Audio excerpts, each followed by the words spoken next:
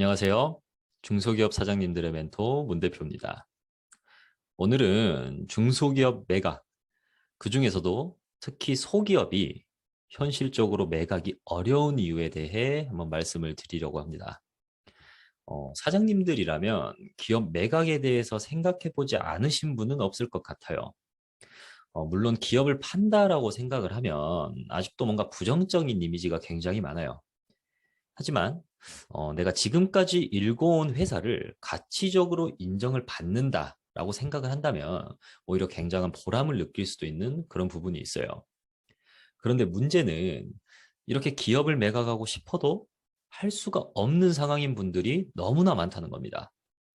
뭐 예를 들어 은퇴할 나이가 됐는데 뭐 그렇다고 누가 물려받을 사람도 없어요. 그래서 상황상 이제 매각을 해야 되는 상황인데 그렇다고 내놔도 누가 안 사는 거예요. 그 전에는 그냥 매각해야지라고 마음 먹으면 그냥 누군가는 사겠지 막연하게 생각하는 경우가 굉장히 많아요. 그런데 막상 현실에서는 그 반응이 너무나 차가운 경우가 많죠.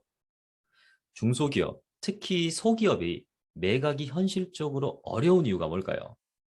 먼저 상대의 입장에서 한번 생각을 해보겠습니다. 만약 사장님이 어떤 회사를 인수하고 싶어요. 그러면 그 회사의 어디부터 한번 따져보실 것 같으세요? 당연히 여러 가지가 있겠죠. 그리고 이제 사장님들마다 중요하게 보는 그런 부분들이 아주 다양하게 있을 거예요. 그런데 그 다양한 부분들 중에 정말 중요한 부분들을 뽑아본다면 먼저 돈을 잘 벌고 있는 회사인지 당연하죠. 수익과 관련된 내용이 있기 때문에 그리고 판매하는 제품이 어떠한지 이제 여기서는 브랜드화가 잘 되어 있는지를 보겠죠. 이제 뭐 브랜드화가 되어 있다는 건 기존의 제품이 어느 정도 고정적으로 팔리는 정도가 이제 어느 정도 되는지 그리고 이거를 더 구체화시키거나 더 심화시켜서 브랜드화를 더 크게 키울 수가 있는지 이런 부분들을 볼 겁니다. 그리고 마지막으로는 이제 회사가 잘 돌아가고 있는지 한마디로 우리가 시스템이라고 이제 흔히들 말을 하죠. 뭐 우리 회사는 시스템이 있어, 우리 회사는 시스템이 없어, 뭐 이런 식으로 이제 말을 많이 하는데 그냥 회사가 잘 돌아가고 있는 회사인지 조직적으로 탄탄하게 갖춰진 회사인지 이제 이걸 아마 중점적으로 볼 거예요. 그런데 이런 부분들을 바탕으로 이제 기업을 인수하려는 사람들은 가치 평가를 당연히 하겠죠.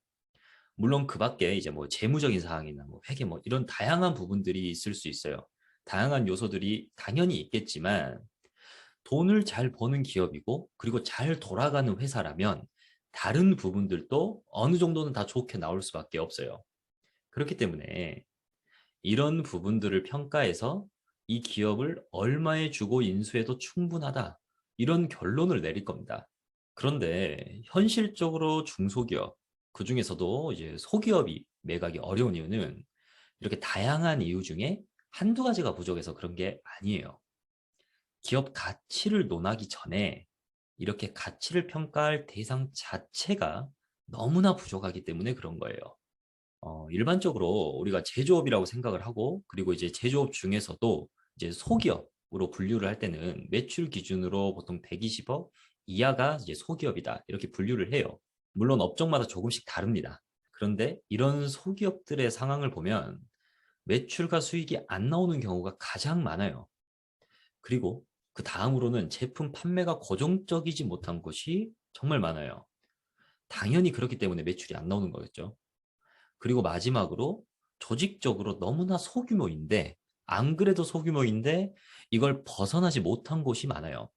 벗어나지 못한다는 건 뭐 현실적인 문제 때문에 벗어나지 못하는 경우가 가장 많고 그리고 지금까지 사장님들이 이제 조직을 운영을 해오면서 다양한 경험을 해봤겠죠. 그런데 나는 안 돼. 나는 여기까지 조직을 키우는 게 가장 좋아. 더 이상 키웠을 때는 항상 사람이 나가더라. 항상 문제가 생기더라. 이런 결론이 자기도 모르게 박히다 보니까 항상 그 일정 인원을 벗어나지 못한 곳이 많아요. 그렇기 때문에 조직이 너무나도 소규모로 계속 지속이 되는 경우가 많습니다. 만약 사장님이 인수를 하는 입장이라면 이런 회사를 보고 인수를 해야겠다는 생각이 들까요? 아마 인수를 해야겠다는 생각이 들어도 그 기업의 자산이나 뭐 부동산이나 보유하고 있는 이제 뭐 원재료나 이제 이런 부분들의 가치에만 관심이 있을 경우가 많아요. 당장 그 기업을 이걸로 판매를 해도 내가 어느 정도 이익을 보겠다. 이런 생각을 하는 거죠. 뭐 매출이 얼마고 가치가 얼마고 미래 성장성이 얼마고 이런 것들을 따지지 않는다는 말입니다. 즉 자산들 말고는 다른 가치 평가 요소가 아예 없다는 거예요. 이런 상황이 인수자들에게는 당연한 판단이에요. 그렇겠죠. 거액을 들어서 인수를 하는데 당연하겠죠. 그런데 우리들 입장에서 본다면, 소기업의 입장에서 본다면 이러한 인수자들의 태도를 보기에는 우리가 항상 저평가를 받고 있다고 느끼는 겁니다. 그럼 당연히 이러한 인수자와 우리들 사이에서 항상 괴리가 생기겠죠. 이런 이유들이 섞여서 소기업의 매각이 현실적으로 굉장히 어렵게 느껴지는 거예요. 만약 이 영상을 보고 계신 사장님들 중에 매각을 하고 싶고 더 높은 가치로 인정을 받고 싶은데 뭔가 그렇지 못한 상황이라면 제가 방금 영상에서 짧게 말씀드린 내용들을 한번 잘 생각을 해보세요. 그리고 내가 너무 갇혀 있진 않았나? 그리고 극복을 하기 위해서는 내가 어떻게 행동을 해야 되는지 한번 잘 생각을 해보시기 바랍니다. 평가를 받을 수 있는 요소를 하나씩 하나씩 만들어가기 시작을 한다면 내가 원하는 그런 가치 평가를 받을 수가 있어요. 그런데 이러한 요소들을 하나씩 만들어가지 않고 오직 상황 탓을 하고 이제 뭐 저평가를 받는다. 계속 이렇게 갇혀 있기만 한다면 시간이 얼마나 지나도 그 회사의 가치는 항상 비슷할 겁니다. 자, 그럼 오늘 내용은 여기서 마치도록 하고요. 추가적으로 이제 매각할 수 있는 기업을 만들기 위해서 뭐 어떤 일을 해야 하는지, 또 어떤 뭐 부분이 궁금한지, 전략적이 됐든 어떤 사례가 됐든 이제 궁금하신 주제가 있으신 분들은 이제 댓글로 남겨주시면 제가 최대한 참고를 하도록 하겠습니다. 그럼 지금까지 중소기업 사장님들의 멘토 문 대표였습니다.